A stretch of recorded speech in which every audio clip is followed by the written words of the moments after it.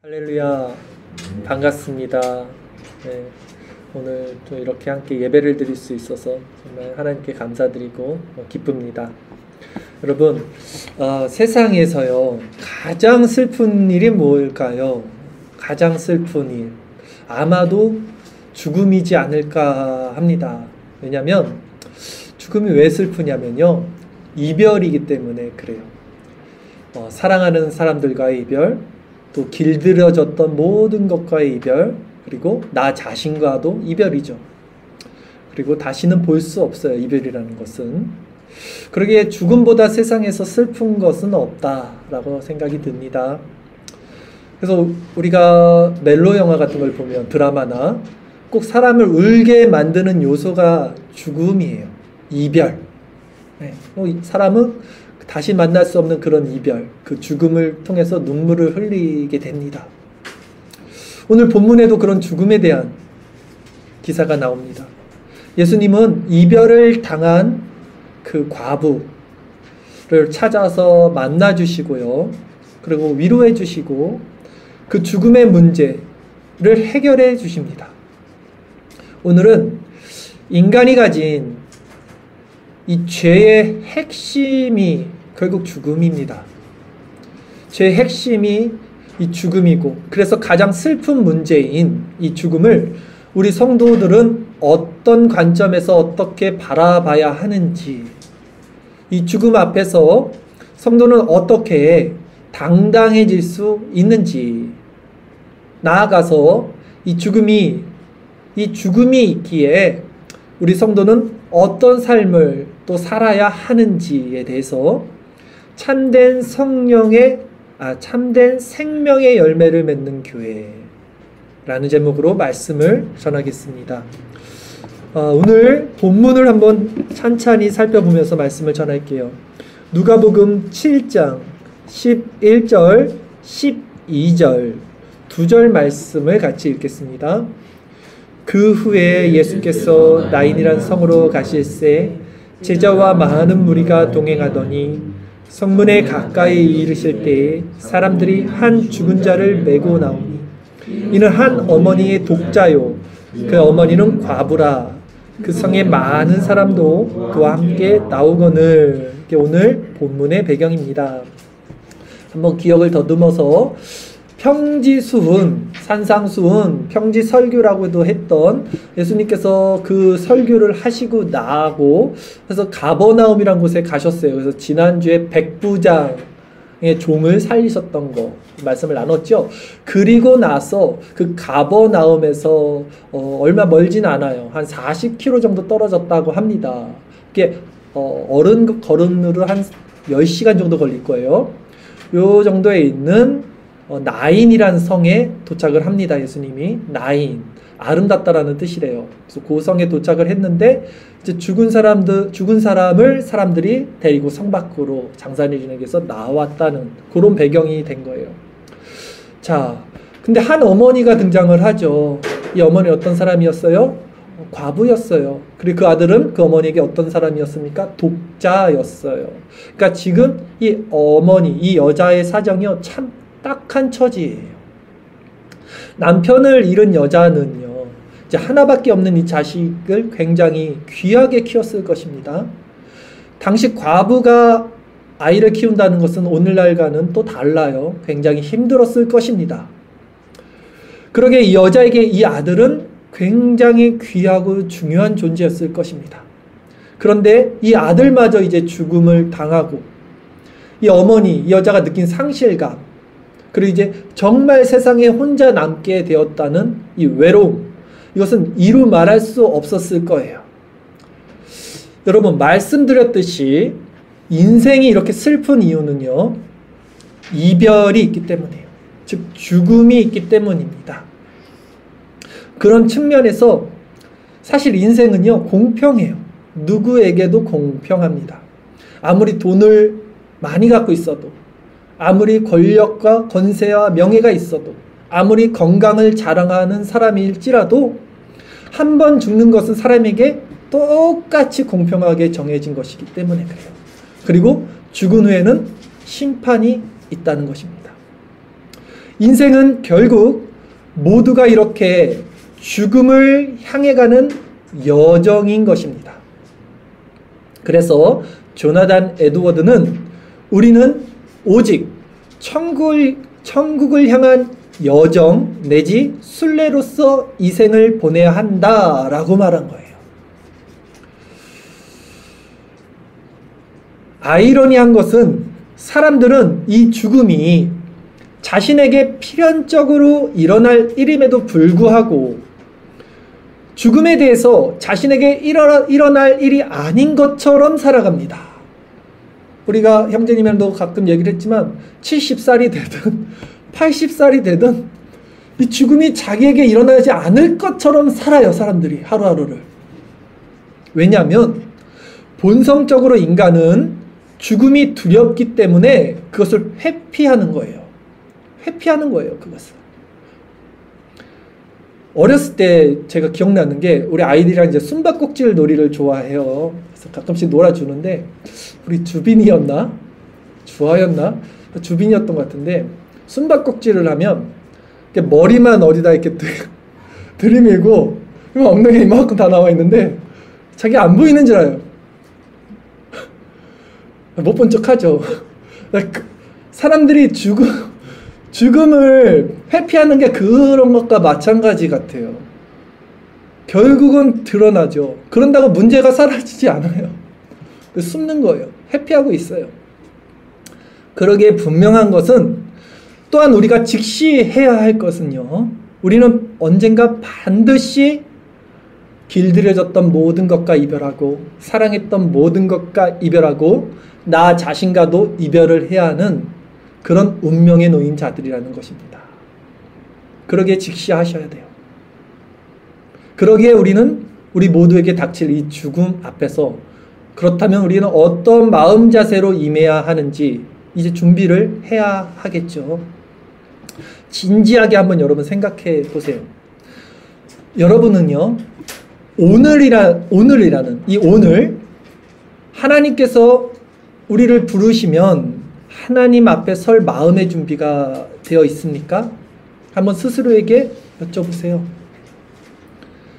우리가 하루를 살면서 진정 주님 안에서 그분과 동행함으로써 성화의 열매를 맺음으로써 성령의 열매를 맺음으로써 살아간다면 우리는 준비가 되어 있는 삶을 살아가는 것일 거예요.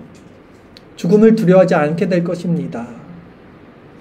사실 성도는 이런 마음으로 살아가는 자들이 되어야 하는 것이죠. 그러나 우리가 그리스도 안에 거하지 못하고 그 성령의 열매를 맺지 못하고 스스로 오히려 주체가 돼서 이 세상을 살아가고 있다면 죽음은 또한 우리에게 가장 회피하고 싶은, 맞이하고 싶지 않은 두려운 일이 될 것입니다. 여러분 어떠십니까? 오늘 하나님이 여러분의 생명을 걷어 가신다면 하나님 앞에 당당하게 설 마음의 준비가 되셨습니까? 그러니 여러분 오늘이라는 이 시간을 우리가 어떤 마음 자세로 살아가는지는 너무 중요한 거예요. 오늘 우리가 살아가는 이 하루의 자세, 지금 내가 삶을 대하는 태도가 바로 내가 죽음을 대하는 태도예요. 오늘 하루를 내가 살아가는 방식과 태도가 죽음을 대하는 태도와 같다라는 말입니다. 그러면 이제부터 우리 성도가 죽음을 두려워하지 않게 되는 이유에 대해서 말씀을 찬찬히 드려보도록 할게요. 먼저 죽음이라는 것은 무엇일까요, 여러분? 죽음은 죄의 결과입니다. 죄의 결과가 죽음. 그래서 죄의 싹은 사망이라고 합니다. 인간은 죄의 결과로 말미암아 죽게 됐어요. 이것을 먹는 날에는 정녕 죽으리라 하나님께서 말씀하신 그 선악과를 먹음으로써 죽게 된 거예요. 그럼으로써 인생에 죽음이 들어오게 된 것입니다. 그러나 하나님께서는 세상을 이처럼 사랑하사 예수님을 이 땅에 보내주셨어요. 그리고 그 예수님이 인간의 몸으로 오셨습니다. 왜냐하면 죽음의 세력을 잡은 마귀를 멸하시기 위해서 죽음은 죽음으로 사랑은 사랑으로, 생명은 생명으로 받게 돼요. 인간의 죄를 하나님께서 구속하시기 위해서는 인간의 몸으로 하나님께서 오셔야 했기 때문에 예수께서 인간의 몸으로 이 땅에 오셨습니다. 그리고 죽음의 세력을 잡은 자들, 마귀를 멸하시고 죽기를 무서워한 한평생 그 마귀에게 종노릇하는 자들을 해방시켜 주셨습니다. 우리 주일 설교 말씀 구절을 통해서 한번 확증해 보겠습니다. 히브리서 2장 14절, 15절 2절 말씀 함께 읽겠습니다. 자녀들은 혈과 육에 속하였음에 같은 모양으로 혈과 육을 함께 지니심은 죽음을 통하여 죽음의 세력을 잡은 자, 곧 마귀를 멸하시며 또 죽기를 무서워함으로 한평생 매어 종노릇하는 모든 자들을 놓아주려 하심이니. 아멘. 죽음은 죽음으로 받고 생명은 생명으로 받습니다. 예수님은 그와 같은 모양으로 혈과 육을 지니심은 죽음을 통하여 죽음의 세력을 이기신 거예요. 십자가를 통하여 죽음의 세력을 이기신 거예요. 예수님이 죽음을 통하여 죽음의 세력을 잡은 자 마귀를 멸하셨습니다. 그리고 앞서 그 표적으로, 그 죽음을 이기신 표적으로 보여주신 사건이 오늘 본문이라는 거예요. 오늘 본문에 죽은 자가 살아난 것은 단지 1차원적인 이야기가 아니라 이 죽음의 권세에서 예수님이 부활하셨다는 것을 먼저 표적으로 보여주시고 예수님이 그 부활의 첫 열매가 되시고 우리도 그와 같은 죽음에서 해방된 자들이 될 것이라는 것에 표적으로 보여주신 사건이 본문의 내용인 것이죠. 본문을 다시 한번 살펴보겠습니다. 누가복음 7장 13절에서 15절까지 말씀 같이 읽겠습니다. 주께서 과부를 보시고 불쌍히 여기사 울지 말라 하시고 가까이 가서 그 관에 손을 대시니 맨 자들이 서는지라. 예수께서 이르시되 청년아 내가 내게 말하노니 일어나라 하시매 죽었던 자가 일어나 앉고 말도 하거늘 예수께서 그를 어머니에게 주시니 라고 했어요. 자, 죄의 삭은 사망이죠. 그 죄인, 그러니까 죄인이기 때문에 죽음이 세상에 왔는데 예수님이 이 땅에 오신 이유가 나는 죄인을 부르러 왔다 그랬어요. 의인을 부르러 온 것이 아니라 죄인을 부르러서 그 죄인에게 회개시키고 구원을 주시기 위해 이 땅에 오셨다 그랬어요. 즉 예수님은 죄의 결과로 인하여 죽게 된 자들에게 생명을 주시기 위해 이 땅에 오신 것이죠. 마가복음 2장 17절을 우리 주일설교 말씀 구절을 통해서 같이 읽어보겠습니다. 예수께서 들으시고 그들에게 이르시되 건강한 자에게는 의사가 쓸데없고 병든 자에게야 쓸데있느니라. 나는 의인을 부르러 온 것이 아니요 죄인을 부르러 왔노라 하시니라. 아멘. 그러기에 여러분 그리스도께서 상한 마음을 위로하시기 위해서는 오늘 과부의 마음을 위로하셨듯 그 마음을 위로하기 위해서는 먼저 고침받는 자들이 내가 죄인, 내가 죽은 자, 내가 가망 없는 자라는 고백이 있어야 돼요. 죽음은 우리 죄의 문제에 대한 결과라 그랬습니다. 우리 마음의 고통 역시요 이 죄에 대한 결과입니다. 우리에게 일어나는 모든 문제가 사실 이 죄에 대한 결과입니다. 누구의 탓이 아니에요. 나의 죄의 문제예요. 내가 가지고 태어난 나의 죄의 문제 때문에 모든 고난이 있고 고통이 있는 것입니다. 아니 그것이 왜 내 죄예요? 우리 본성이 그렇게 태어났어요. 죄인으로. 이것을 이해하지 못하거나 이것을 반박하시는 분들이 있을 줄 있어요. 세상에는. 그런데 여러분 생각해 보세요. 저는 박씨가 싫어요. 난 박이라는 이름 별로 우리 아버지 갑자기 죄송한데 근데 태어나 보니까 박씨인 거예요. 이름을 바꿀 수가 없어요. 여러분 대한민국 좋아하십니까? 물론 좋아해야죠. 태어나니까 대한민국 국민이잖아요. 태어나니까 죄인인 거예요. 뭐 어떻게 합니까? 난 죄진 적 없는데요. 난 박씨가 싫었다고요. 그만해야지. 죄송하네요. 박씨가문에게 죄송합니다. 태어나니까 죄인이에요. 그거예요, 인간이. 그러기에 우리가 죄인임을 먼저 고백하는 것이 이 죽음의 문제를 해결받을 수 있는 시작점이 됩니다. 그런데 자, 생각해 보세요, 여러분. 우리에게서 나오는 모든 것이 죄의 연속이에요. 죄가 계속해서 일어납니다, 우리 안에서. 생각과 사고를 통해서, 보는 것을 통해서, 행동을 통해서, 말을 통해서. 그러기에 모든 순간 성도는 마치 어린아이가 정말 부모 없이 한순간 살 수 없잖아요. 젖먹이 아이가.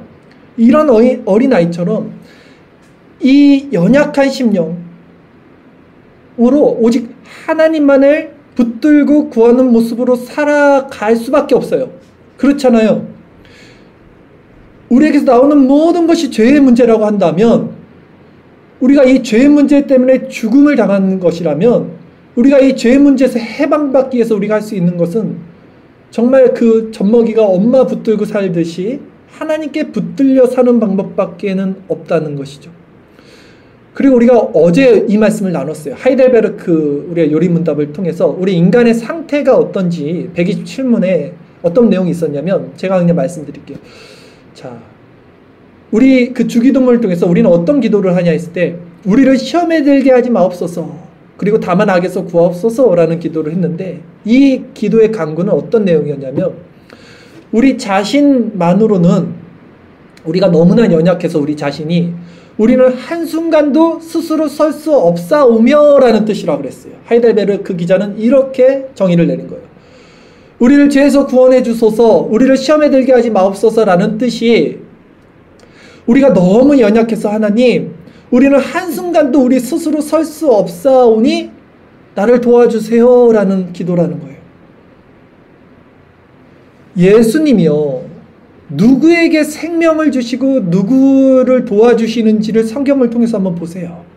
예수님은 항상 마찬가지로 고아와 과부, 이런 사람들 같이 자신이 죄인임을 고백하는 자들에게 가난한 자들이 심령의 하나님 나라가 그들의 것임을 말합니다. 항상 죄인임을 고백하고 낮아진 심령 가운데 하나님의 역사가 일어납니다. 그렇게 진정 낮은 마음 가운데, 죄인이라는 고백 가운데 그리스도와 연합된 자들은 어떻게 되냐면 중생을 받게 돼요. 거듭나게 됩니다. 그러면 이 중생이란 것은 말씀과 성령을 통해서 거듭나는데, 이제 이 죄의 문제, 이 죽음의 문제에서 벗어나게 돼요. 자, 중생이라는 말이 다시 태어나는 거예요. 그러기 때문에 인간이 태어났는데 죄인이야. 근데 중생은 다시 태어났으니까 이제 죄인이 아니네로 되는 거예요. 그래서 죄의 문제에서 해결을 받게 되는 거죠. 죄의 싹은 뭡니까? 사망이잖아요. 그래서 중생받은 자들이 실제적으로 되는 거예요. 죄가 더 이상 그들을 관여하지 못하는 상태가 됩니다. 왜냐하면 그리스도의 피, 그리스도의 보혈이 이미 그들의 모든 죄를 씻어요. 깨끗게 하세요. 이게 중생의 효력이잖아요. 예수 그리스도의 보혈의 능력. 그래서 하나님께서 그들을 죄인에서 의인으로 신분을 바꿔주시고 칭해주셔요. 그들 자신의 어떤 선한 것이 변화된 게 아니라 그리스도의 보혈의 능력으로, 그 효력으로 칭해주셔요. 의인이라고 칭해주세요. 여기서 주체는 그 사람의 당사자가 아니라 그리스도의 보혈에 있고 그리스도의 공로에 있는 것이에요. 그래서 그들에게는 더 이상 정죄함이 없게 됩니다. 그리고 그런 자들은 죽음 넘어 있는 참된 생명을 이제 알게 됐잖아요. 죄에서 생명으로, 사망의 법에서 생명의 법으로 이렇게 넘어갔어요. 중생받은 자들은. 그렇게 알게 된 자들은요, 이제 이 세상의 법칙, 세상의 정체성과는 다른 정체성이 되어 살게 됩니다.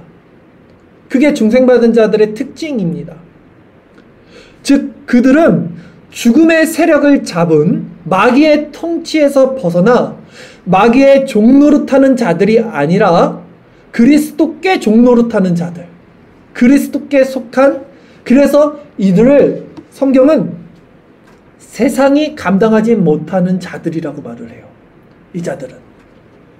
왜냐하면 세상이 가지고 노는 사람들은 죽음 아래에 있는 그 사단의 권세 아래에 있는 자들을 종노릇해서 가지고 노는데, 죽기 무서워하니까 세상이 감당할 수가 없어요. 그 죽음을 넘어섰어요. 중생받은 자들은 그 원리로 살아가지 않게 돼요, 실제적으로. 그리고 그래서 잠언서에서는 악인은 그의 환난에 엎드려져도 의인은 그의 죽음에도 소망이 있다라고 말을 해요. 여기서 의인이라는 것은 아까 말씀드린 그리스도의 보혈로 하나님이 인쳐주시고 칭해주신 상태가 의인이라는 거잖아요. 이 의인은 죽음에도 소망이 있어요. 죽는 게 소망이라는 거예요. 성도에게는 이렇듯 죽음조차 심판이 아닌 영원한 생명으로 인도되어 나가는 소망의 관문이 됩니다. 인간이 죽음을 두려워하는 이유는, 그리고 사랑하는 모든 것들과 영원히 이별하기 때문이라고 했는데, 성도가 죽음을 두려워하지 않게 되는 이유는 오히려 성도가, 그리고 죽음을 소망하게 되는 이유는 오히려 성도가 사랑하는 하나님과 사랑하는 그리스도와 영원히 죄 없는 그곳에서 의와 평강과 희락 가운데 함께 할 수 있기 때문에 소망하는 거예요. 이별이 아니에요. 만남입니다. 완전한 만남이에요. 그러니 소망하죠. 사람들은 하나님 만나기를 두려워해요. 예수님 만나는 것이 죽기보다 싫어요. 왜? 심판이니까. 근데 우리는 의인이 됐어요. 그리스도의 보혈로. 그 완전한 의와 희락과 평강의 상태에서 그리스도와 영원히 함께하는 그 상태를 더욱더 소망하게 돼요. 우리가 정말 이 믿음을 가지게 된다면, 그러면 이 세상에서 이제 무엇을 먹지? 무엇을 마실까? 무엇을 입을까? 염려하면서 살겠습니까? 모든 삶 가운데 하나님의 주권을 인정하고 사나 죽으나 현세에서나 내세에서나 우리의 유일한 위로자는 예수 그리스도임을 고백하며 어떠한 처지에서도 자족하는 법을 배우고 자유하며 살 수 있지 않겠습니까? 왜 아멘은 안 하세요? 아멘이 슬퍼 보이는 거 아니죠? 기쁘시죠? 맞습니다. 이거예요. 성도의 정체성은.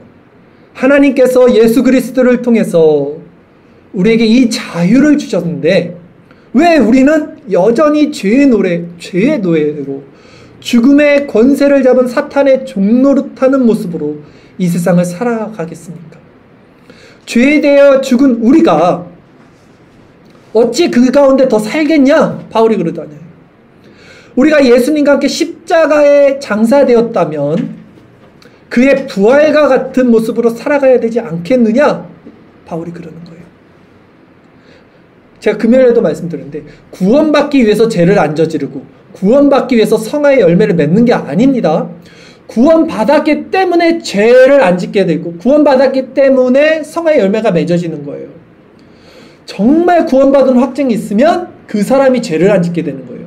이게 무슨 원리냐면, 죄를 안 지어야지가 아니라 구원받은 감격과 그리스도의 연합의 상태가 충만하면 그 가운데 죄가 들어오지 못하는 상태로 가요. 빛이 들어오면 어둠이 들어오지 못한다고요. 이런 원리 가운데 우리는 죄와 멀어지는 거예요. 죄와 싸우는 게 아닙니다. 그리스도를 마음에 담는 것입니다.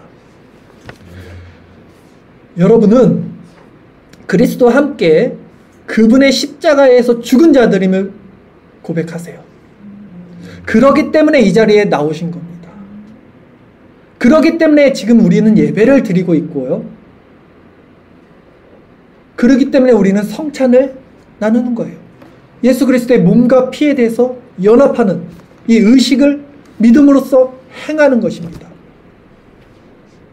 하나님의 주권을 우리가 믿는다면, 그리고 우리 이 교회를 하나님의 주권과 질서로 세워줌을 믿는다면, 우리가 이 자리에 앉아있는 것도 우연이 아니고, 우리 함께 이렇게 예배 드리면서 우리가 아멘으로 화답할 수 있는 주체도 결국은 이 믿음이 하나님께로부터 온 것이에요.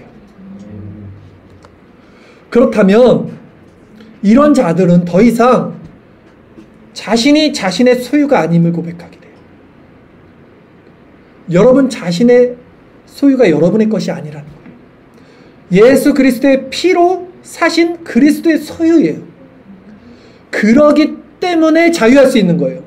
이 지점을 정확히 아셔야 돼요.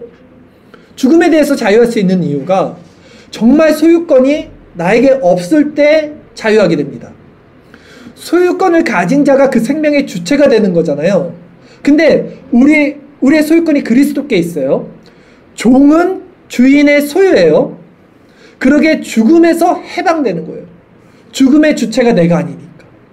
내 소유권이 그리스도께 있으니까. 이런 자들만이 죽음에서 벗어나요. 여전히 내 주체가 나에게 있고 소유권이 나에게 있으면 죽음이란 것이 두려운 거예요. 내 생명의 주체가 내가 아니라 그리스도께 있기 때문에 죽음이 나를 관여할 수 없다는 것입니다. 이게 자유라고요. 로마서 6장 1절에서 5절 말씀이 그 말씀인데 우리 같이 한번 고백하면서 읽겠습니다. 그런즉 우리가 무슨 말을 하리요? 은혜를 더하게 하려고 죄에 더 거하겠느냐? 그럴 수 없느니라. 죄에 대하여 죽은 우리가 어찌 그 가운데 더 살리요? 무릇 그리스도 예수와 합하여 세례를 받은 우리는 그의 죽으심과 합하여 세례를 받은 줄을 알지 못하느냐? 그러므로 우리가 그의 죽으심과 합하여 세례를 받음으로 그와 함께 장사되었나니 이는 아버지의 영광으로 말미암아 그리스도를 죽은 자 가운데서 살리심과 같이 우리로 또한 새 생명 가운데서 행하게 하려 함이라. 만일 우리가 그의 죽으심과 같은 모양으로 연합한 자가 되었으며 또한 그의 부활과 같은 모양으로 연합한 자도 되리라. 아멘. 저는요 여러분 하루를 살아도 좋을 것 같아요. 정말 그리스도와 연합된 상태에서 그 나무에서 오는 수액, 그 성령이 충만함의 열매를 맺는 삶을 온전히 하루만 누리고 산다면 천년을 그냥 이렇게 호흡하며 기식하며 이 죄 가운데 사는 것보다 저는 그 하루를 택할 것 같습니다. 그게 베드로의 고백이잖아요. 변화산에서. 여기가 좋사오니 하나님 나라의 문지기도 좋습니다. 그 상태를 소망하게 돼요. 천년을 산다고 100년을 산다고 그게 사는 겁니까? 호흡이 있다고 사는 게 아니에요. 성경은 호흡이 있는 것을 살았다고 하지 않아요. 그리스도와 연합된 상태를 생명이라고 해요. 숨을 쉬고 있다고 생명이 아니에요, 여러분. 그리스도 안에 있는 그 상태가 진정 살아있는 거예요. 그러기에 자연인들에게 생명은 자기 육신에 있다면 우리 성도에게 생명은 그리스도 안에만 있는 거예요. 그래서 제가 계속해서 그리스도를 바라보라. 그리스도를 묵상하라. 그리스도 안에 계십시오.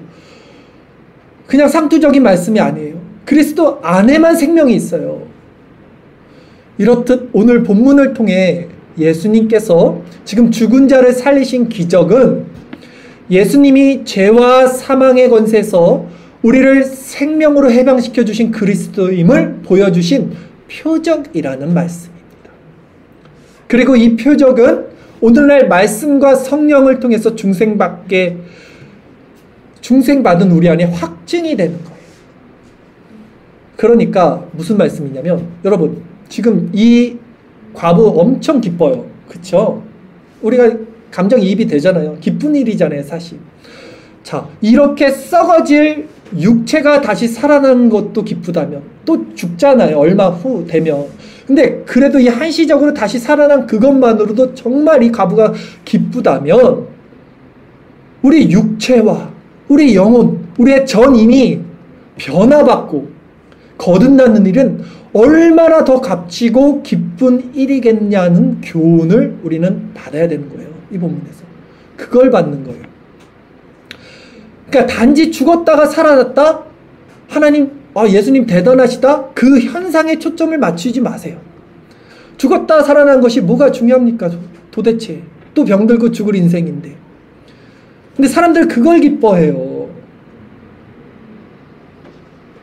오늘 본문은 그것을 말하는 게 아니에요. 그리스도 안에 있는 영원한 생명, 죄로 말미암은 고통받은 자들에게 하나님께서 어떻게 구원을 성취하시는지, 그 영생을 이루는 것을 보여주시는 거예요. 오직 예수님을 통해서만 그 죄에 대한 해결, 구원에 대한 확증이 있다는 것을 보여주신 거예요. 예수님이 하나님의 아들이다를 보여주신 거죠. 그리고 이 복음을 받게 된 자들은, 그리고 이제 나 다시 살아났습니다. 이제 내가 무엇을 먹을까 무엇을 입을까 염려하면서 살아야지로 가지 않겠죠. 반드시 변화가 일어나겠죠. 그 크고 놀라우신 하나님을 경외하는 삶으로, 오늘 본문에서 두려워한다 그러잖아요. 경외하는 거예요. 이 신앙으로 이 복음의 증인이 되는 삶을 살아가게 되는 거예요. 본문 마지막 구절 읽겠습니다. 누가복음 7장 16절 17절 두 절 말씀 있습니다. 모든 사람이 두려워하며 하나님께 영광을 돌려 이르되 큰 선지자가 우리 가운데 일어나셨다 하고 또 하나님께서 자기 백성을 돌보셨다 하더라. 예수께 대한 이 소문이 온 유대와 사방에 두루 퍼지니라. 아멘. 생명을 받은 자들은요 반드시 증인이 돼요. 왜냐하면 그리스도의 마음을 우리가 가졌잖아요. 근데 그분의 마음이 뭐냐면, 오늘 그리스도의 마음이 뭡니까? 가난한 자들, 그 죽음 때문에 고통받는 자들에게 가서 생명을 주는 거예요. 그 마음을 갖게 되기 때문에 증인이 되는 거예요. 이 생명을 받고 그분과 연합되었기 때문에 이 생명을 전하는 자들이 돼요. 본문의 가부와 같이 죽음의 고통을 받은 자들을 이제 긍휼히 여기고 그들에게 생명을 주는 마음이 일어납니다. 그러므로 중생과 회심을 통해 하나님의 마음을 알게 된 자들은 반드시 그분의 증인된 삶을 살게 돼요. 생명을 전하는 삶을 살게 됩니다. 이것은 필연적입니다. 자, 우리는 이제 9월부터 호스피스 사역을 위해 교육을 시작합니다. 자, 여러분, 호스피스 사역 우리가 왜 하는 걸까요? 그냥 심심해서 하는 거 아니죠. 그냥 어떤 도덕 윤리적 그 기준 가치에서 하는 것이 아니죠. 육적인 죽음 앞에 놓인 자들이에요. 호스피스 사역은요. 육적인 죽음 앞에 놓인 자들에게 영원한 생명이 있다는 것, 영원한 생명인 이 복음이 있다는 것을 전하기 위해서 하는 거예요. 그래서 죄로 말미암아 결국 그 죽음 앞에 고통받는 자들에게 더 이상 죄의 삭시 사망이 아니고 예수 그리스도로 말미암아 하나님 나라가 있다는 것을 알게 해주시기 위해서 이 사역을 하는 거예요, 여러분. 또한 남겨진 가족들이 있어요. 그쵸? 그 가족들을 오늘 이 과부를 위로했듯이 예수님께서 우리도 그 가족들, 남겨진 가족들을 위로하고 그들에게도 참된 하나님 나라의 소망을 주기 위해서 이 사역을 하는 거예요. 이것이 우리가 호스피스 사역을 하는 분명한 이유입니다. 그리고 이것이 또한 우리 성도가 이 땅 가운데 살아가는 목적이고 전도의 본분의 사명이에요. 그런데 여러분, 그렇다면 자, 거듭나지 않은 자들은 이 사역을 감당할 수 있겠습니까? 내가 생명을 얻지 못했는데 어디 가서 생명을 전할 수 있겠습니까? 중생받지 않은 자가 어떻게 이 죽음 너머에 있는 생명을 정말 죽어가는 자들 앞에서 전할 수 있겠어요? 그러기에 우리는 먼저 스스로 우리 마음의 변화를 받아야 돼요. 중생과 회심을 통해서 그리스도와 연합된 참된 자유를 우리가 먼저 내적으로 누려야 이 누림을 통해서 이 복음이 자연스럽게 흘러가는 거예요. 지금 이 말은 부자 간원처럼 우리가 모든 이 말씀에 동의합니다 라고 해서 실제적으로 우리가 이 생명을 받았다고 할 수 있는 것이 아닙니다, 여러분. 이것은 죽음은 죽음을 통해서라 그랬죠. 생명은 생명을 통해서 받는다 그랬죠. 죽음을 통한 경험이 있어야 돼요. 여러분의 정말 육적인 자아의 죽음의 전멸, 십자가에 못 박는 경험을 통해서만 죽음이 죽음으로, 생명이 생명으로 열리게 돼요. 이게 중생회심입니다. 사람은요, 자기 생명 때문에 죽어요. 자기 생명 때문에 망합니다. 물질도, 가족도, 시간도 끝까지 자기 생명으로, 자기 소유로 부여잡고 있어서 그 죄의 결과로 죽는 거예요. 그러나 성경은 사람의 생명도, 물질도, 시간의 주인도 너희 것이 아니라고 하잖아요. 하나님의 것이라고 그러잖아요.